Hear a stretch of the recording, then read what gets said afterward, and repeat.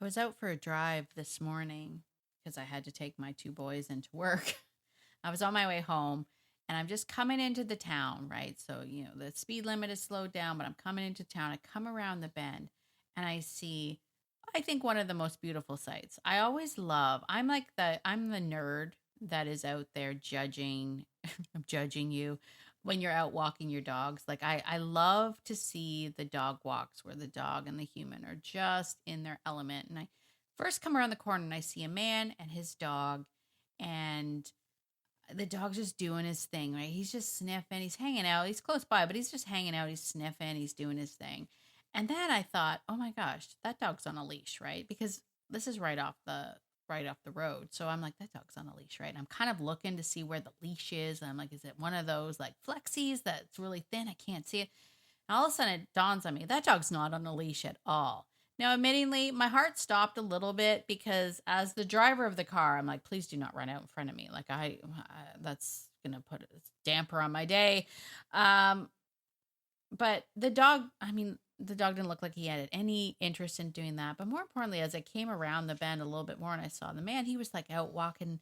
He's got his coffee. He's just doing his thing. His dog's doing his thing. And they looked perfectly content.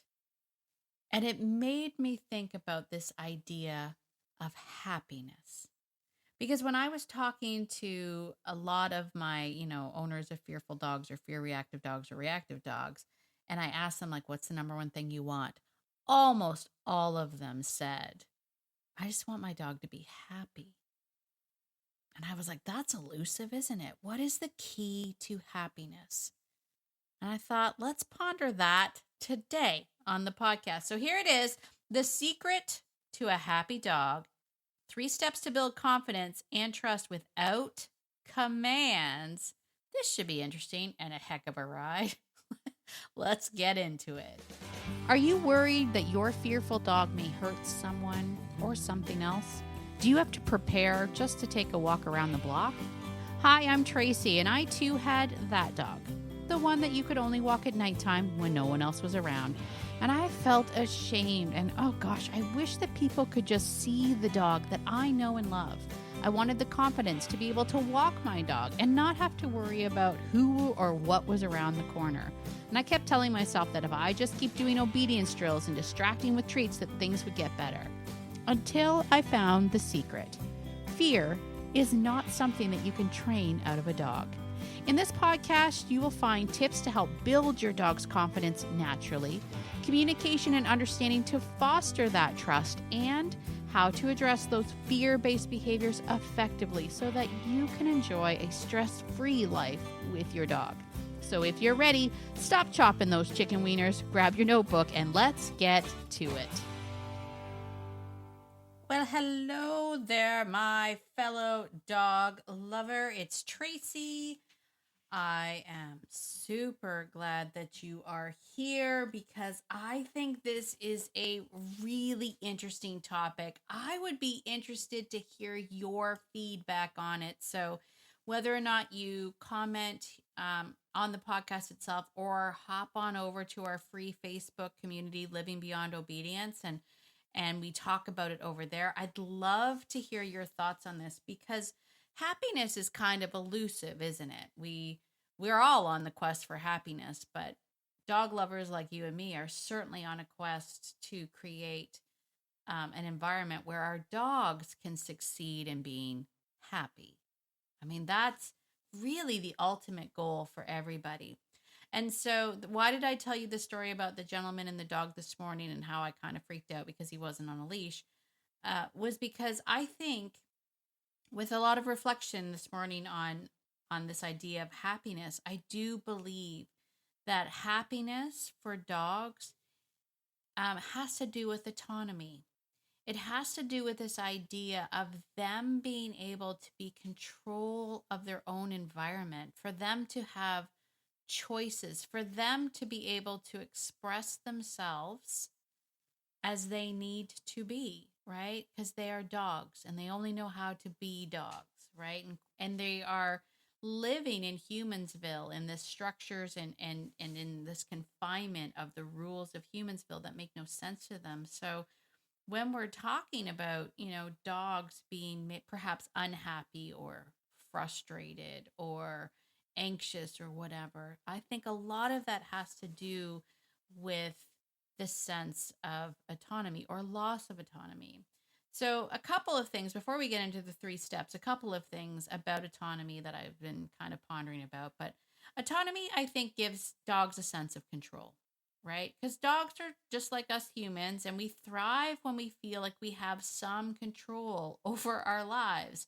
I mean, think about it even from, and we're not going to get too political, but think about it from, current events and whatnot. When we don't think the government is doing the things that we want to do, and it feels like we're out of control. Like all of us thrive on this sense of feeling like we have control over our own lives. And I don't think dogs are any different. Autonomy will probably empower dogs to make some decisions. It can reduce their anxiety and their frustration because they aren't constantly being directed or micromanaged or restricted. Um, and I feel that there's probably a lot of dogs, especially dogs that are maybe in an environment where there's even more rules and more restrictions. There's more leash laws, whatever. I mean, I have to say, I'm very grateful for where I live and my dog's life because there is a lot of space for them to express themselves as they like to express themselves. I don't have to necessarily pile my dogs into a car and drive someplace for them to experience that. They can do that right here at home. And I'm very grateful for that. But for some dogs, they may feel like they have no control over their environment or their choices, and that can lead to a lot of stress or reactivity or frustration. I also believe that autonomy fosters confidence. When dogs are allowed to make decisions naturally, like when we allow them to go through that, they get to learn from their choices. They learn, and I'm going to say it because I know some of us we want to protect our dogs from all things no and all things negative, but they learn the hard way, right?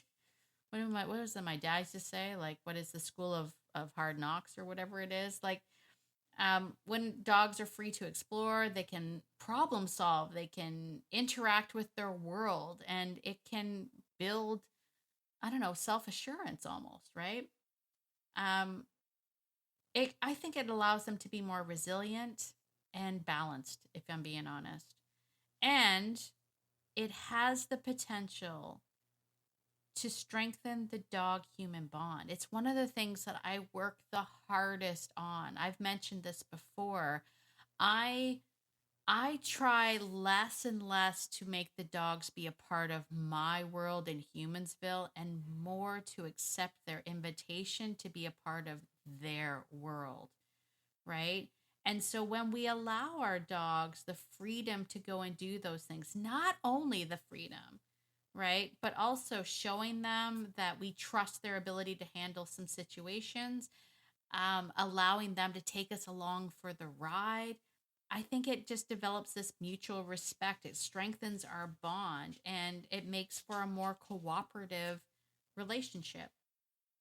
I think dogs just like, in general, knowing that they're not being micromanaged, but rather supported, if that makes sense. Now, if you are someone who like me has, somewhat unconfident dogs or fearful dogs, we got to put some guardrails there, right? Because you'll be hearing me say all the time, but you, Tracy, you said dogs need patterns of predictability and they need all of this stuff. And you are correct. I'm not saying that they don't. So let's talk about this now from through the lens of a fearful dog. And as a guide, as a guardian of a fearful dog, let's talk about what we can do to help get to that the promised land of happiness for our dogs. Okay, because as you know, and as I've mentioned many times, lots of our fearful dogs don't want that responsibility. When we first get them, I've met a bunch of dogs that don't even want to step outside of their kennel, and there's too much going on there. So you might turn to me and say, "Well, Tracy, how am I supposed to give them autonomy when they don't want to do anything?" And that is true. So we actually want to talk about step number one, which is we have to first build trust with our dogs, right? We want to build that bond first because we're going to have to be the ones to guide our dogs to the idea of exploration, right? And they need us to do that. How are we going to do that? We're going to do that through predictability and, dare I say, leadership. Oh, there's that leadership word again. So trust forms the foundation for happy dogs, right? And happy bonds, I should say, connected bonds with our dogs, right? Um, our dogs need to know that we're going to guide them through the world. We're going to offer them like that security, and we're certainly going to be consistent, right? But we want to make sure that we're doing all the things predictable. So that very first step, and if you are someone who is following along and you know that I have my new Fearful Dog program, it is actually step one of the Fearful Dog program, and that is the dog needs to trust us. How does a dog learn to trust humans? They have to be calm and predictable.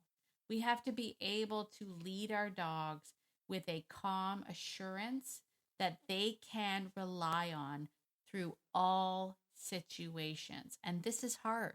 I'm not saying this is easy. This is actually quite hard, especially if you, as the human that's in charge of doing this, have also struggled with, a trauma like your dog being attacked by another dog, right? If that's happened to you, if you were there, it's not just the dog that felt that, you felt that, right? So it makes it challenging. So we need to help you overcome that as well. We want to make sure that we are setting clear boundaries. And you can do that by, well, I was going to say, here's the thing. I was going to give you like, how can we do that? Here's some tips you can do that.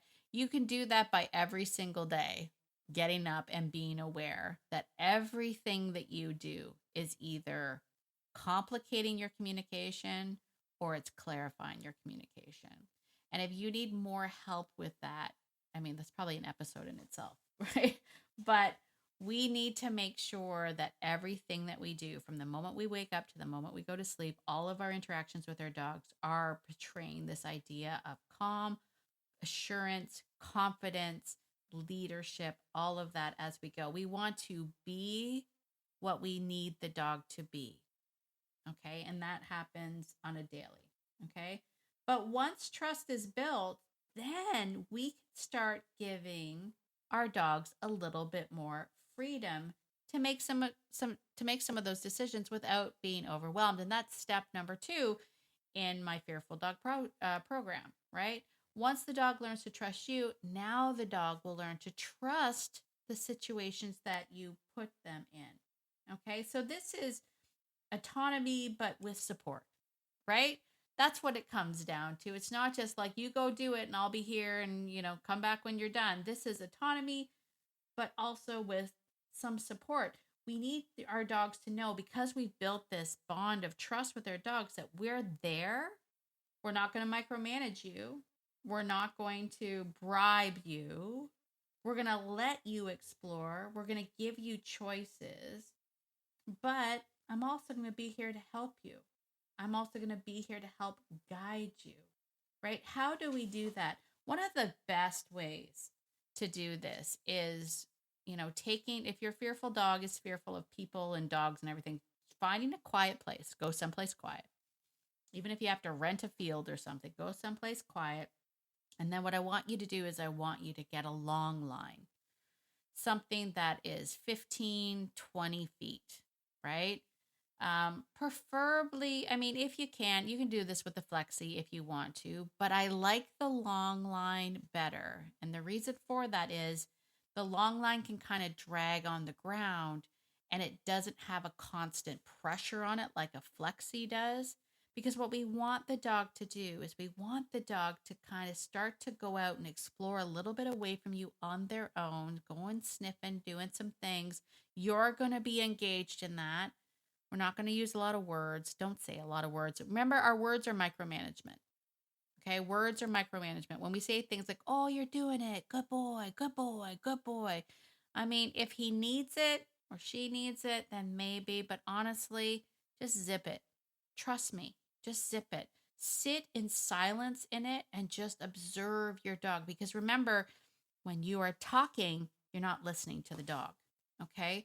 So if you can do this quietly, just sort of sit back and let them do it, you can kind of follow along. If they're sniffing something, maybe go up behind them and be like, like, what's that? Maybe I like to kind of use my hand and I'll like kind of scratch the grass where they're sniffing, like, what are we looking for? Like, what's happening here? But we're allowing that dog a little bit more than the traditional 6 feet to kind of wander off. And we're going to see, are they going to do the fearful dog approach and retreat stuff? Maybe they'll head out a little bit more, get a little startled, they'll come back to you. That's cool. You can come back and hang out here.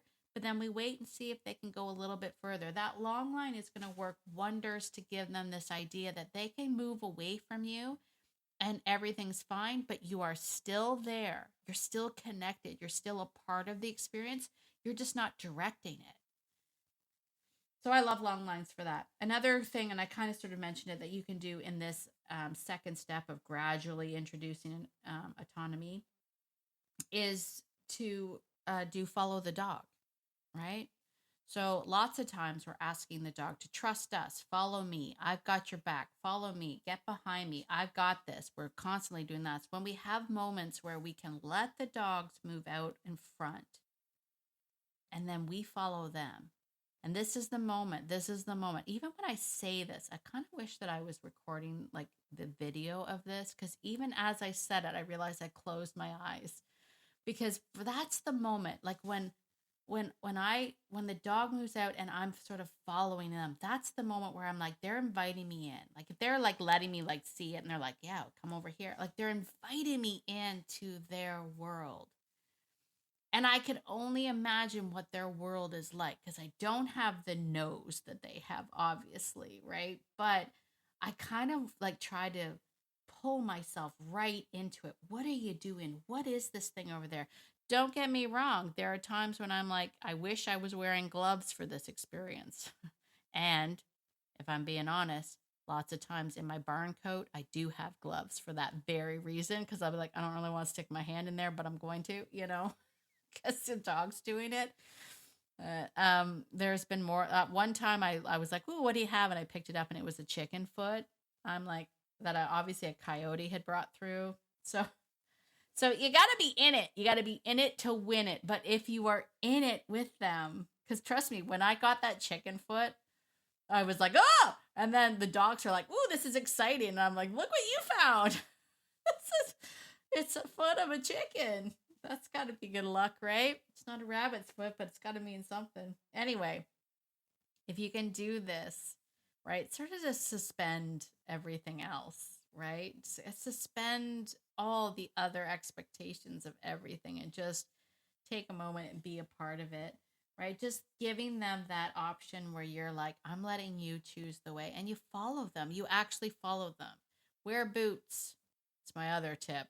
These are my practical tips. Have gloves in your pocket and wear boots, because if you allow the dog to take you where they want to go, and if it's off the beaten path, just take it. Just take it. Do it, right? Try it. See. And the more that you guys do that, the more that the dog gets the choice of doing it, the more that you're engaged with it, the bigger your bond gets. And when they do something incredible, like they do sort of go find something, you can celebrate with them. I mean, it's just amazing. And then, the next step after that would be the reinforcement, right? You're going to reinforce their confidence with those positive outcomes, right? So once dogs have had the opportunity to do things on their own, you're going to see that their confidence grows. And the more they succeed in making those decisions, the more self-assured they get. So I guess I already said that. We want to make sure that we are celebrating everything that our dogs are doing. We want to be a part of that and be a part of the celebration. And I think that's honestly the best part. I think that's where I've noticed, for many of my dogs, it's not what they do, it's how you respond to what they do. Right? I mean, if we're being honest, that's also like how confident dogs become like naughty. Like when puppies are puppies and they do quote unquote bad things, but we think it's cute, we laugh joyfully at it. We create this idea that the dogs are like, they love it when I do this, right? It's the same thing. So this celebratory um, event that happens when they do it, that you can see it lights them up, like they made you happy, and they'll do it again, and they'll try even harder the next time. And that's the beauty of it. So as we do those kind of things, we're going to life layer some confidence on there. Is that confidence transferable to the city? You're not going to see it right away. It's not like you're going to have a few sessions out in the woods or out in the field that you rented, and then you come into the city and now your dog's going to be confident. It doesn't work like that. But what it will do is it will strengthen that bond of trust with you, so that the goal, when we're um, in those high volume areas where there's lots of stuff going on, your dog might be overwhelmed. They start to get a little panicky. They're like, oh my gosh, I'm going to die. I'm going to die. I'm going to die. What am I going to do? And they look up at you and you're like, you're fine. And they go, all right, because they have these experiences with you, right? That they overcome, like they overcame something. They got through something, and you were there to celebrate the wins with them. Now, I'm going to say this before I sort of get to the conclusion. I will say that with all the work that I've done with people and fearful dogs, there is a place where we get stuck. And that place is usually between step 2 and step 3, right? So step 2 being the dog trusts the situations we put them in. Step 3 is the dog learns to trust themselves. And some of us get stuck in there. And the reason that we get stuck in there is because we, at some level, when we start to build this really incredible bond of trust with the dogs, and the dogs are now trying things, and they're like, you're here and I'm here and we're doing this together, we get this really beautiful sense of connection and bond and love and all of that stuff. And then we like it so much that we don't encourage our dogs to get those wins on their own, to seek, you know, to seek that by themselves. We stay a little bit too close, if you will. So remember, as we're building this, we want the dogs on that long line to get further and further away. You can get longer long lines, let me tell you. You can get 50-foot long lines, right? Always make sure your dogs are safe. I have to say that. Always make sure your dogs are safe, especially if they're on a long line. You don't want to be 50 feet away and not be close enough to step in when need be. But you want to make sure that you're at least working towards them trusting themselves, having the win themselves. So letting them go off a little bit further and seeing that scary thing and get all the way through the fear cycle to the other side where they go, oh, I didn't die. And then they come back to you. That's what we want, because I know we all do it. I'm no different. I love the fact that my dogs need me, right? We all do. But I love the fact that my dogs need me. But you can see how this can become a sticking point and a roadblock to further the final goal, which is that they can actually trust themselves. And that's what we actually want, right? Talk to a lot of people that have dogs like that. Dogs that are like, oh, my dog like is, really super attached to me. And they kind of like it until they want to go on vacation. And then they're like, oh, I wish my dog liked someone else because I can't ever leave the house without my dog, right? So ups and downs. We want to make sure that we're allowing them to get to that third and final stage of trusting themselves. And that's the ultimate goal. And when we have that, then we can give our dogs that autonomy that they need to be able to fulfill themselves and be happy, content dogs and partners in our lives. So there you go. There you go. All right, so let's recap those 3 steps. We're going to build trust first with you. Okay, if you have a fearful dog, we want them to be a happy dog. We want them to have a life of autonomy where they feel like they have control over their life. We know that they don't want to start off that way. So we want to build trust first. Then we're going to offer that autonomy, but we're going to be there for support. And then finally, eventually, we're going to get to a point where they can do it on their own. We're going to give them a little bit more autonomy, but we're there. Everything is fine. We're going to reinforce that confidence through the positive outcomes. Be there to be a support system and a cheerleader for your dog. All right? So there you go. These are the steps that will create a happier, more confident dog that feels secure in their relationship with you, you being the most amazing, awesome person in their life. Whew, you got through it. There you go. All right. So I'd love to know your feelings on this. What do you think about the idea of creating happiness for your dogs? Tell me in Spotify. You can tell me in the comments, or if you want to, you can email me because I'm sure we're pen pals by now. If not, you got to go to beyondobedience.ca and sign up so that we are connected, or join me over in the free Facebook group, Living Beyond Obedience. We can talk about it there as well. And if you liked this episode, can you go ahead and give me a 5-star rating on Apple? It really does help push this podcast out to more and more people. If you are looking for more support in this area, if you're thinking, I'd like to hang out with Tracy a little bit more, consider joining us over in the Fearful Dog Fearless Framework program. We are loving it over there. We actually just finished our Q&A. So many great questions, so many wonderful, supportive people connecting with one another, all with the same goal. And I love it so much. And I'd love to have you there too. So you can do that by going to beyondobedience.ca/fearless. That's beyondobedience.ca/fearless. Consider joining us over in the Fearful Dog. I think that's it. As always, get out there today and be the person that your dog thinks you are, because your dog thinks that you are amazing, and so do I. Have a wonderful day, and I'll see you in a few days. All right, bye for now.